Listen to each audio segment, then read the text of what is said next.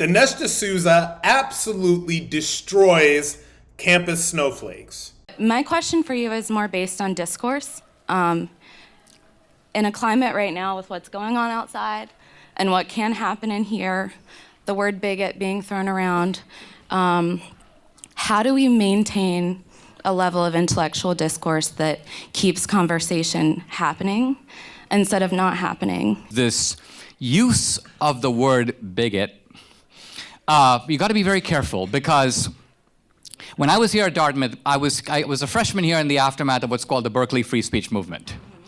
And it was all these guys who were like, free speech, free speech, free speech. And we supported them. Our newspaper on campus was partly modeled on the Berkeley Barb that was behind this kind of activism. It's only later I realized that when those guys take control, they will immediately start suppressing the speech of others. In other words, they don't actually believe in free speech. They believe in free speech for them. Bigot is a very loaded term. And because it has real sting and applies to real people, there's an effort to try to pin it on people. See, like these guys are walking out, they're too lazy to debate with me. They're not going to. I mean, they aren't. They aren't. Because, I'll tell you why.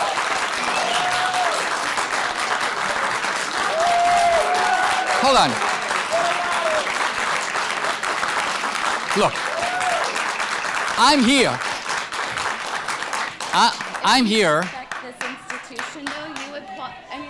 Think about that. Like, if you respect the institution and the standards that this institution upholds, for you to say that they're lazy is kind of a bit. I'm not saying that they're lazy people. I'm simply saying that they are not willing to do the intellectual work to stand up face to face with me. Look, if I said those things on those posters, and if I believe them, and if they're all true, this is a slam dunk against me. All someone has to do is stand up here, quote my own words back to me in the complete confidence that I would have no rebuttal, right? And crush me. And I'm saying they can't do that, and they're not going to, or if they will, I'm actually anticipating that and waiting for it, but it hasn't happened yet. So the point that Dinesh D'Souza is making here is that these people that advocate for, human rights and the right to free speech, et cetera, they do not believe in free speech. They believe in policing the speech of others, and they do not even want to hear dissenting opinions, which is why they're being disruptive. They're staging a walkout, like they're doing all of these different types of things, because this is what these people do.